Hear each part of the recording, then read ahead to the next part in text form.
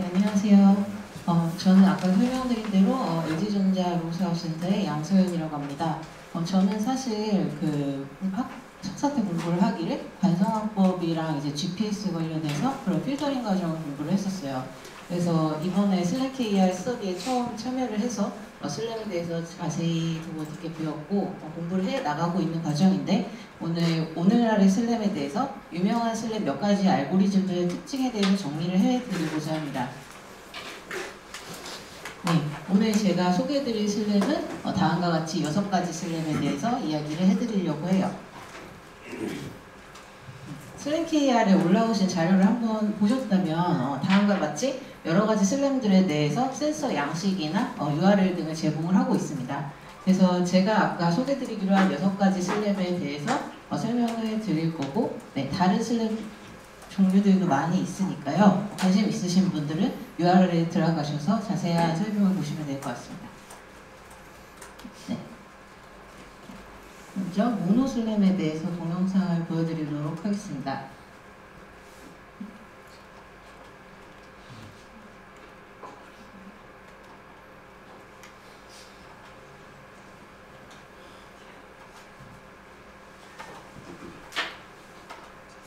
죄송해요. 이게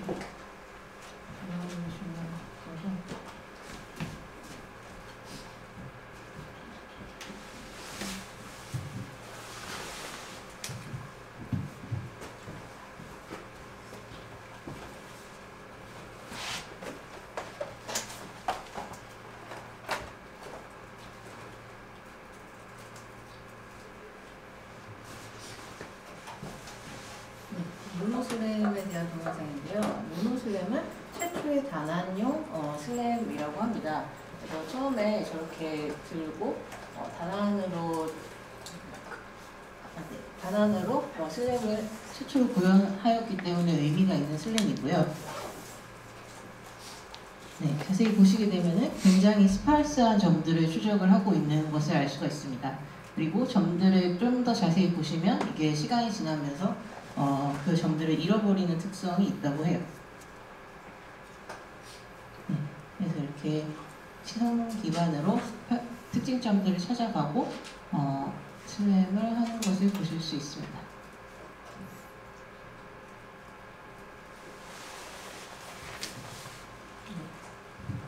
모노슬램에 대해서 간단한 동영상을 보여드렸고요. 죄송해요. 제가 URL에 연결을 다 했는데 이게 지금 안 되네요. 네.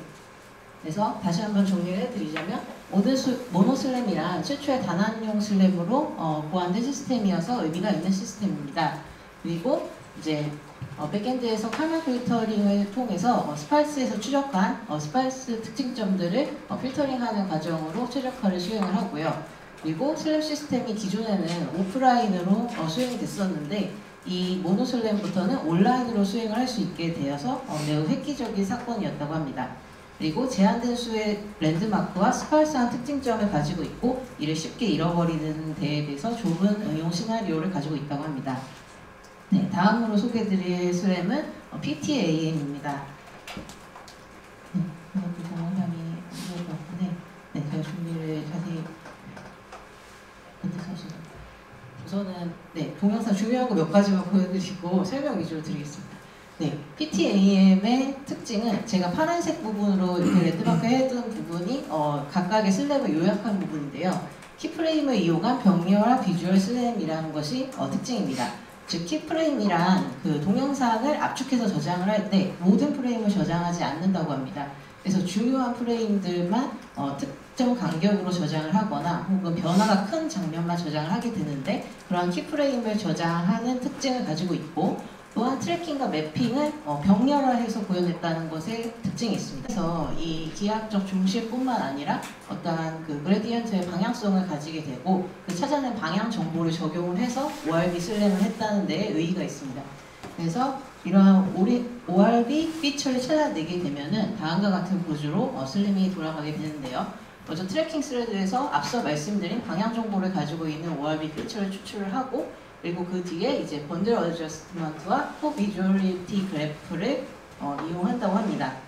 코 비주얼리티 그래프는 카메라를 노드로 해서 여러 개의 카메라에서 보고 있는 피처를 이렇게 그래프를 동일하게 가져가는 것이라고 합니다.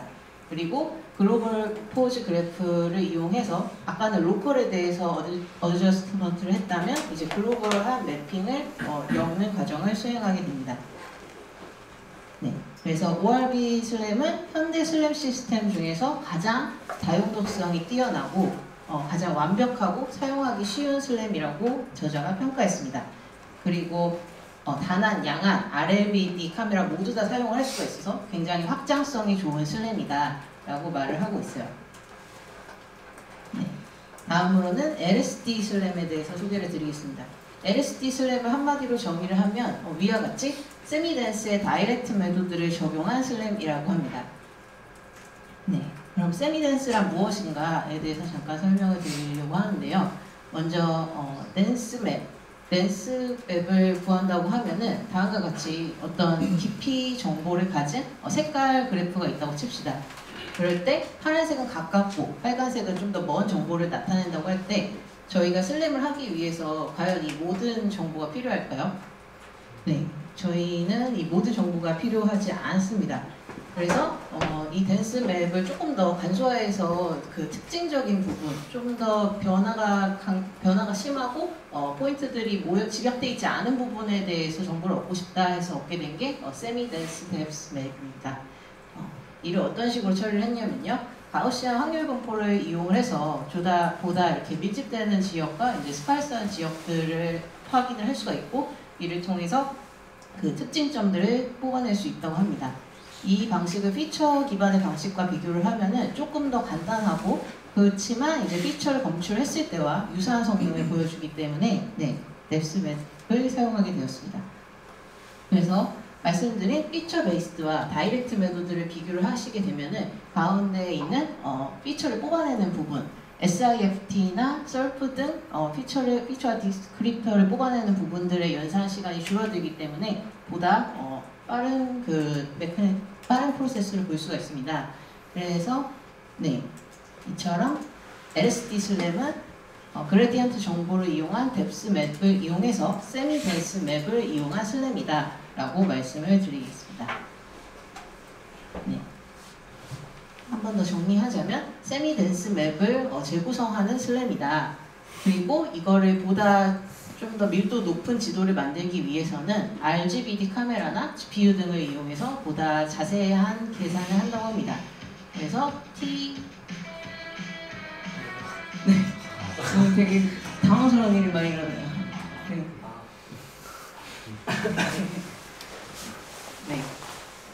그래서 방금 전에 구한 스파이스한 댄스 맵을 통해서 좀 더 조밀한 솔루션을 구하기 위해서 말씀드린 대로 RGBD 카메라와 GPU를 이용해서 연산을 한다고 하고요. 그리고 이 LSD 슬램의 경우에는 말씀드린 대로 다이렉트 메소드를 사용하기 때문에 피처 기반이 아니기 때문에 카메라의 내부 파라미터나 노출도에 굉장히 민감하다고 합니다.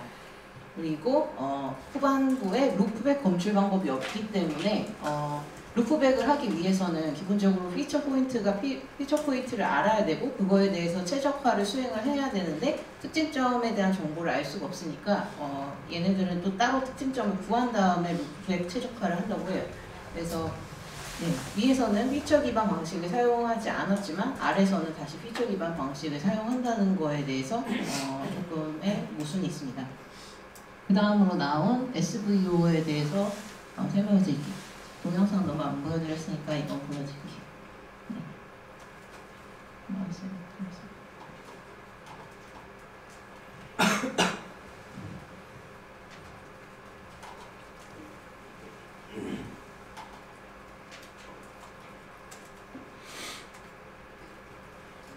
SVO에 대한 동영상입니다. 지금 보시면 이게 헤드업 카메라로 들고서 드론에 대해서 시뮬레이션을 하는 거래요. 그래서 막 되게 뭔가 빠르지 않나요? 그래서 SVO의 경우에는 굉장히 빠른 검출의 특징점을 한다고 합니다. 근데도 꽤 좋은 성능을 보여주고 있죠. 그리고 이게 헤더 카메라에 대해서 오픈소스가 되어 있기 때문에 다른 카메라 종류에 대해서는 조금 적용하기가 어렵다고 쓰여 있었습니다. 네. 그래서 SVO란 그러는데 얘는 어떤 특징이 있는지에 대해서 설명을 드리자면, 네.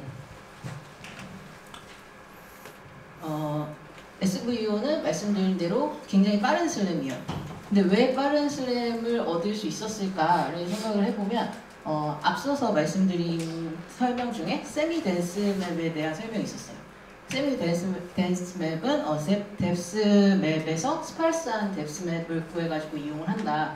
네, 근데 이제 얘는 세미 다이렉트 메도드라고 해가지고 다이렉트 메도드를 사용을 하는데 앞서 그 세미 댄스 맵처럼, 근데 여기서는 피처 정보를 조금 더 이용한다고 합니다. 그리고 네, 스파르스 모델 베이스드 이미지 얼라인먼트를 추가적으로 수행을 해서 모델을 가지고 사용하는 방식이라고 하는데요. 네, 이 세미 댄스 맵을 사용을 하게 되면은 좀 더 로우한 컴퓨팅 플랫폼에서도 실시간적으로 성능을 낼 수가 있다고 합니다. 그리고 인버스 뎁스를 사용을 해서 매개 변수화된 형식으로 제공을 하여서 좀 더 피처 포인터의 위치를 잘 계산할 수 있다고 하고요. 그리고 SVO는 특징이 루프 클로저 디텍션을 포기하고 매핑 기능이 없다고 합니다. 때문에 이거는 그 비주얼 오도메트리지 사실상 슬램이 아니라고 해요. 네, 그래서 SVO는 이처럼 이걸 포기했기 때문에 누적 오류가 있으며 트래킹 실패 후에 재배치가 쉽지 않다는 특징이 있습니다. 네, 말씀드린 대로 드론에 관련된 헤더 카메라에 대한 데모 오픈소스를 올려놨기 때문에 다른 카메라의 경우에는 좀 더 수정해서 사용하셔야 된다고 합니다. 네, SVO에 대한 그림이고요.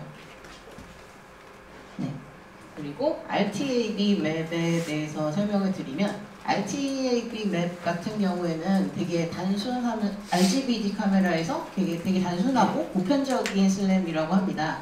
그래서 여러 가지 스테레오 카메라나 RGBD 카메라에 사용을 할 수가 있고, 저희가 알고 있는 여러 가지 알고리즘들을 다 사용한 그 기법이라고 보시면 되는데요. RGBD 카메라를 사용해서 하는 모든 것을 구현했다. 네, 저는 이게 되게 웃겼는데. 하여튼 모든 그 알고리즘 기본적인 알고리즘들을 단순하게 다 구현한 슬램이고요. 백오브 비주얼 월드라고 저희 스터디에서 공부를 했었는데 뒤에서 잠시 소개 드릴 텐데, 이 방법을 기반으로 해서 루프 클로저 디텍션을 수행했습니다. 그리고 백엔드 포브즈 맵을 최적화하는 과정을 역시 거쳤고요. 그리고 포인트 클라우드 및 그리드 맵을 생성하는 알고리즘이라고 합니다. 네. 그래서 방금 잠깐 말씀드린 백오브 비주얼 월드의 경우에는 그 김선호님이 저희 스터디에서 만들어주신 자료인데요. 네, 피처를 익스트랙션을 하고, 그리고 그거를 K-민 클러스터링을 해서 분집화를 하고, 그리고 코드북 제너레이션을 통해서 그 전 단계의 피처에서 뽑아낸 K-민 클러스터링된 코드북 내에서 코드 월드의 개수를 계산을 한다고 합니다. 네.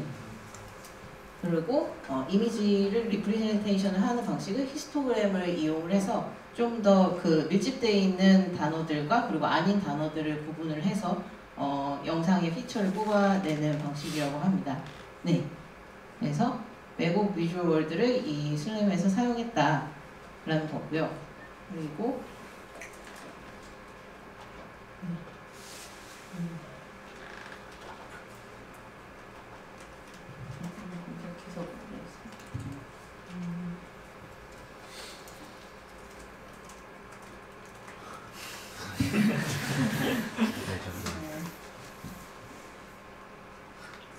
구글 탱고라는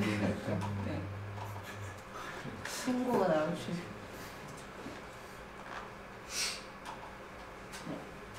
이거는 워낙 유명한 애여서 그 구글에서 탱고라는 프로젝트를 했었는데, 이렇게 로컬리제이션을 스마트폰을 통해서 하는 프로젝트였어요.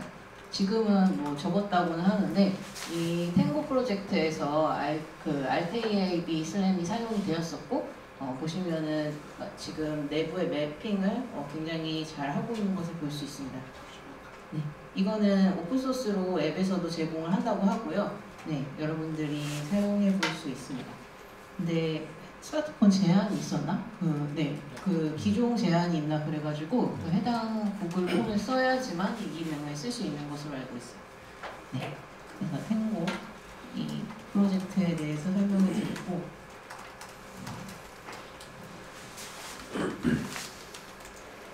네. 그래서 RDAB 맵에 대해서 설명을 드렸고요. 이거는 그 ROS 아까 하시는 분들 있다고 하셨는데 ROS에서 이 알고리즘을 제공하고 있다고 하니까요. 오픈소스로 슬램 하시는 분들은 모듈로 가져다 쓰실 수 있을 것 같습니다. 그리고 말씀드린 대로 구글에서 어플리케이션화 했기 때문에 앱으로도 사용하실 수 있고 여러 가지 카메라인 스테레오 카메라나 RGBD 카메라를 사용하기 때문에 키넥트나 섹션 네, 카메라를 사용할 수도 있다고 합니다. 네, 그래서 RTAB는 가장 단순하면서도 범용적으로 사용되는 슬램이라는 거를 말씀을 드리겠습니다. 네, 제가 방송사고로 인해서 앞에 동영상을 정말 많이 준비했는데 못 보여드려서 죄송하고요. 이게 다 동영상이거든요. 네, 근데 제가 설명드린 내용은 다들 저보다 전문가이신 분들 많으실 테니까 여러 가지 슬램들에서 보다 잘 아실 거예요. 근데 기본적으로 가장 유명한 슬램들이 어떤 특징을 가지고 있는지에 대해서 정리를 하려고 말씀을 드렸고요. 네, 노란색으로 정리한 6가지 슬램에 대해서 단편적인 특징들을 얻어가시는 시간으로 생각해 주셨으면 좋겠습니다. 네, 들어주셔서 감사합니다.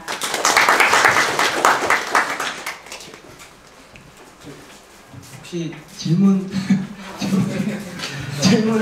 있으시면은 혹시 질문이 아니면 코멘트도 좋습니다. 이거 설명해 주셨는데 뭐 다른 의견을 가지고 있으시면 뭐 그런 의견을 개진해 주시는 것도 좋고요. 혹시 네. 우선 발표 잘 들었고요. 그 지금 소개해 주신 그 기술들의 특징이 전부 다 실내 공간에서 어떤 자기 자신 말고 나머지 뭐 객체들이라고 할까요? 인바이먼트는 전부 다 스태틱하게 멈춰 있는 상황인데 만약에 자율주행 자동차 같은 경우는 먼저 이제 구현되는 곳이 제 생각에는 이제 하이웨이일 것 같은데 그런 것 같은 경우는 어떤 피처들도 예를 들어서 뭐 방음벽처럼 계속 똑같은 피처들만 보일 거고 그리고 제가 움직이더라도 주변 차들도 계속 똑같은 속도로 움직이면은 이런 기술들이 이용이 될 수 있는지 좀 궁금합니다. 정리를 하면은 여기서 나오는 이제 피처들을 찾아서 움직임을 이제 그런 부분도 맞습니다.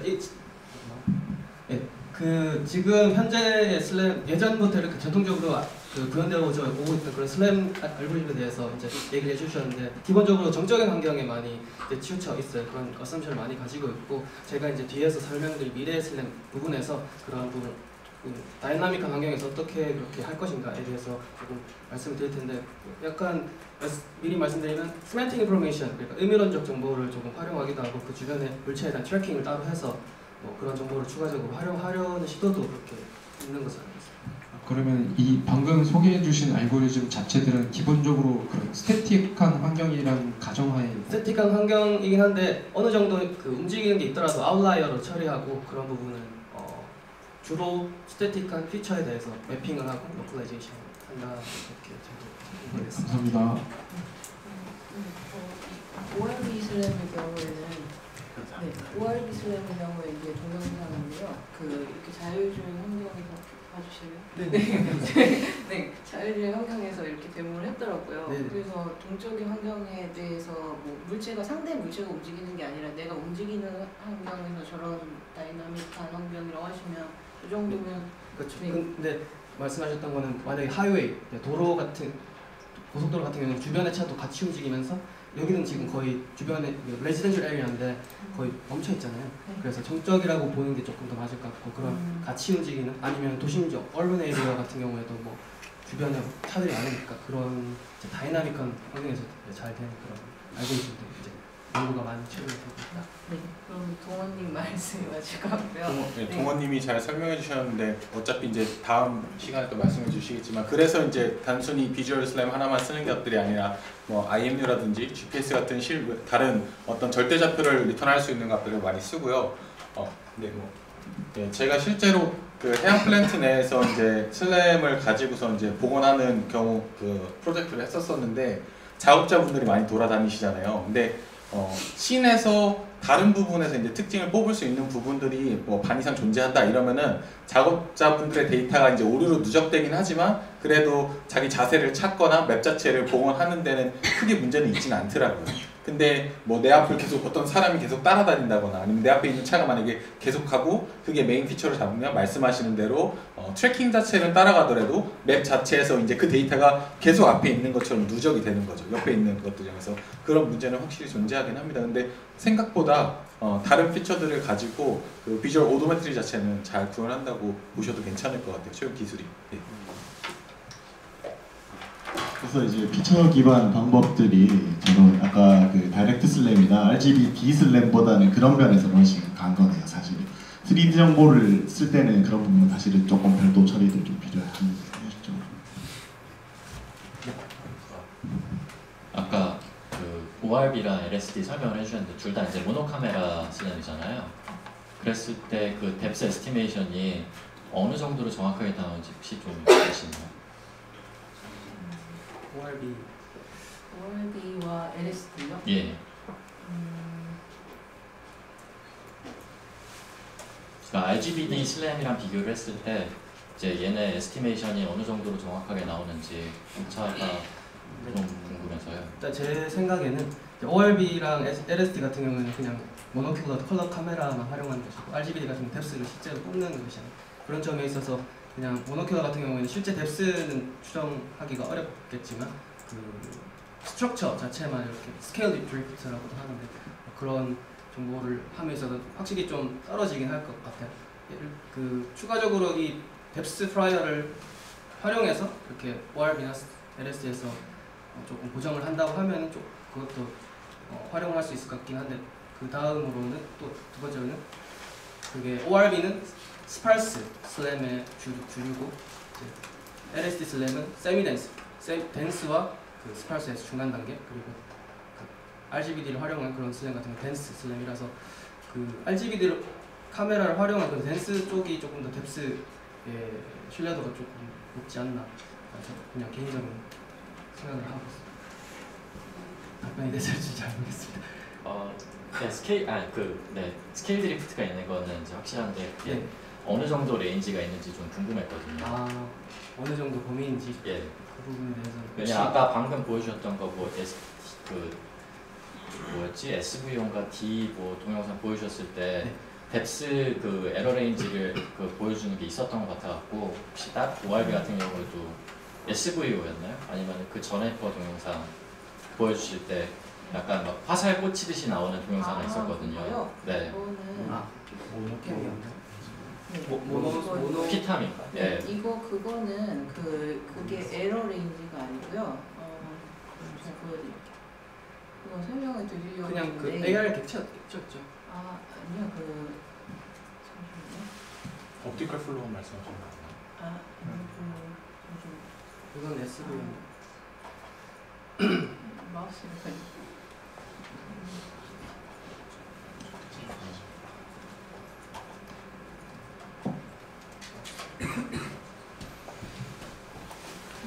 여기서 보시면은 이거 말씀하시는 거죠? 아니요 이거 아니었어요. 모노 말씀하시는 거. 맨 처음 원어스 위로. 네. 예, 이거였던 것 같아요. 네.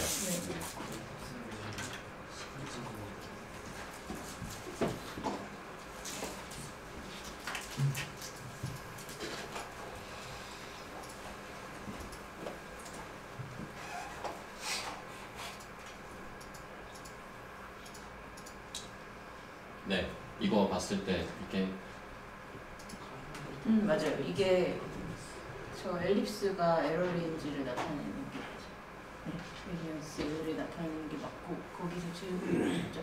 네, 저게 나왔을 때 이제 빨간 점이면 거의 이제 컨버지 한 건데 네. 저게 이제 뎁스랑 비교했을 때 차이가 얼마나 날지 좀 했거든요. ORB나 이제 그 LSD 같은 경우에.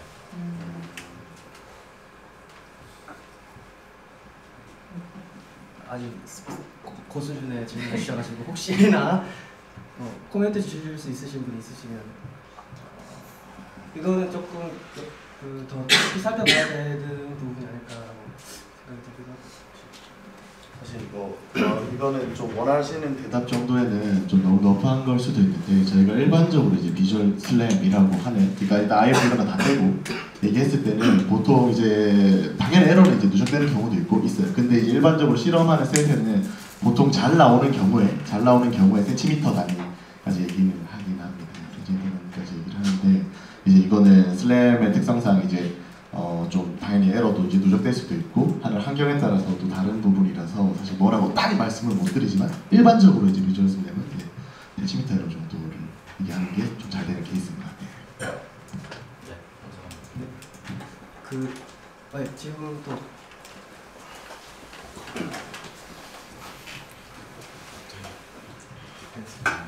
모노큘러 슬램에서 뎁스와 비슷한 얘기인데요. 꼭 모노큘러 카메라, 단한 카메라 기반의 슬램에서는 깊이 정보를 항상 사용하나요? 그러니까 저도 단한 카메라 가지고 깊이 정보를 측정하는 게 해본 적은 없지만 좀 어려운 것 같고 정확한 신뢰성은 없을 것 같은데 그렇다면 대부분의 단한 카메라 기반의 슬램들은 항상 깊이 정보를 사용하는지 아니면 깊이 정보 없이 피처 정보만 가지고도 뭐 슬램을 하는 것들이 있는 건지. 피처를 가지고 이제 예측하는 거죠. 선차원 공간상의 점을. 그게 뎁스는 아니더라도 이제 트라이앵글라이제이션 같은 걸 통해서 각 시점에서의 피처 코레스폰던스를 얻고 그 코레스폰던스로부터 이제 레이를 뿌려서 3차원 점을 얻는. 그게 뭐 뎁스라면은 뭐 뎁스 이것이죠. 그러면 뎁스는 다 사용을 하는 거네요. 내부적으로 계산을 하는 거죠. 계산을 해서 실제적인 뎁스는 아닐지라도 그 구조를 네. 네, 알겠습니다. 질문이 많이 들어가고 죄송합니다. 질문을 해야 될지 모르겠는데 네. 지금 앞에 질문 두 개를 이렇게 묶어보자면은 일단은 모노큘러 슬램 같은 경우에는 실제 뎁스는 모르는 거잖아요. 근데 그 대신에 상대적인 뎁스는 알 수 있는 거잖아요. 그러면은 가령 예를 들어서 일부분의 데이터셋만 갖고 옵셋을 아예 넣어버려서 기지 데이터 그 뎁스 데이터를 실제 거리랑 넣어주게 되면은 다 이제 절대치로 바뀔 수 있는 거잖아요. 그렇죠. 그렇게 됐을 때의 기존에 이제 뎁스 카메라로 썼을 때 슬램이랑 비교 같은 거라든지 이런 것들 한 부분들이 있는지. 근데 예를 말씀하신 게 예를 들면 사전 정보가 있으면 그게 스테레오 슬램 아닐까 싶은데 카메라 두 개가 베이스라인이 이미 정해져 있고 그거에 대해서 이제 깊이를 예측하는 거니까 말하자면 스테레오 슬램이랑 뎁스를 이용한 슬램이 어떤 게 정확하냐 질문으로 귀결된. 예. 처음에는 이제 그 아까 맨 첫 번째 질문에서 어느 정도 정확성을 갖고 있을 수 있느냐 뭐 이렇게 슬램이 저는 그렇게 이해를 했기 때문에 그러면 전 조금 더 나아가서 이제 그렇게 기지 데이터를 만약에 하나라도 주게 되면은 그 다음부터는 슬램 자체가 어쨌든 실질 데이터, 실질 그 거리를 갖고 이렇게 비교를 할 수 있으니까 어느 정도 정확성을 갖게 될 수 있는지 그거에 대해서 궁금했었던 것 같아요. 근데 그 아마 지금 계속 비슷한 질문을 주시고 계신데 우리 운영진 분들과 슬램 논문 정말 많이 읽어보셨을 텐데 답변하시기 어려운 게 제가 비슷한 어플리케이션을 본 적이 있었거든요. 이스마 학회에서 16년도인가 17년도에 제가 들었던 건데 어떤 식이었냐면 핸드폰을 가지고 모노슬램을 해요. 근데 그 앱솔루트 스케일을 모르잖아요. 그러니까 그 전면 카메라에서 얼굴을 찍어요. 근데 전면 카메라에서 찍는 얼굴, 사람 얼굴의 크기가 뭐 20에서 30cm 정도로 그 대략적인 크기를 아니까 그 전면 카메라에서 찍은 얼굴이 얼굴 크기가 20cm라는 걸 가정하고 앞뒤 카메라를 캘리브레이션 해서 그것도 앱솔루트 스케일로 해가지고 이제 모노슬램인데도 불구하고 이렇게 보면은 여기서부터 저기까지가 몇 센치인지 이런 것들을 매저하는 그런 어플리케이션이 있었어요. 근데 그런 식의 어떤 접근 방법들이 나오긴 하는데 사실 모노슬램이랑 그 다음에 RGBD 슬램 자체는 기술 베이스는 똑같지만 타겟 어플리케이션이 완전히 달라요. 그러니까 3D를 복원하고 싶은 사람들은 RGBD나 스테레오 카메라 베이스라인을 이용한 것들을 사용하고 그게 아니고 빠른 트래킹을 통해서 자기 위치 정보를 아는 게 더 중요한 사람들은 환경에 따라서 모노슬램을 많이 쓴단 말이에요. 그러다 보니까 연구자들이 그 두 가지를 가지고 모노로 굳이 복원해서 뎁스랑 비교하는 이런 매트릭을 사용하지 않을 뿐더러 실제로 그 뎁스 매트릭 자체, 뎁스 카메라도 카메라 자체에 오차가 있기 때문에 그걸 그라운드 트루스라고 이렇게 어느 형태가 상당히 어려워서 지금 이제 운영진분들이 많은 논문을 읽었음에도 불구하고 아마 여러분들이 물어보시는, 그러니까 모노슬램에서 복원한 그 뎁스 스케일을 고려한, 그러니까 렐레티브 스케일을 고려한 뎁스가 얼마나 정확하느냐에 대해서 답변을 아마 못 해주시는 부분들이 기존의 연구자들이 그것을 비교하는 데 의미를 크게 두지 않았기 때문이라고 저는 생각을 합니다. 그래서 슬램 KR에서 한번 같이 해보시죠. 예. 그것도 재밌을 것 같고, 그리고 뭐 TT나 다른 지표 보시면 아실 텐데 퍼센트로 막 해놓은 게 있어요. 보시면 뭐 1점 몇 프로, 3점 몇 프로 그런 게 이제 이게 저희가 답변드리기 애매한 부분인데, 대부분 이제 아웃도어 환경이라고 하면은 보면 막 1점 몇 프로, 2점 몇 프로 돼 있을 거예요. 상위에 있는 친구들이. 그러면 그 전체 이제 면적 혹은 이제 이동한 트래젝토리 대비 몇 프로니까 그게 이제 수미터가 될 수도 있겠죠. 100m, 1m가 될 수도 있는 거죠. 이제 그런 좀 상대적인 이제 개념이 있고, 근데 이제 아까 맵이 있으면은 이제 어떻게 되냐, 그것도 이제 자율주행처럼 이제 큰 맵이 있는 건지, 뭐 증강현실처럼 이제 인도 맵이 있는 건지, 제가 실제로 이제 수행했던 과제에서는 그런 인도 캐드 이 모델이 있는 상태였고, 거기서는 사실은 한 1cm 정도까지도 정확도를 요구했었어요. 그 최대 마지막에 이제 응용단에서 증강현실을 했을 때. 예, 근데 이제 이거는 이제 응용마다 좀 다를 수 있는 부분이라서 저희가 대답 드릴 수 있는 부분은 이 정도인 것 같습니다. 네, 열정적으로 질문해 주셔서 감사드리고요. 일단 한 10분 정도만 브레이크 타임 가지고 35분에 바로 두 번째 발표를 시작하도록 하겠습니다. 감사합니다.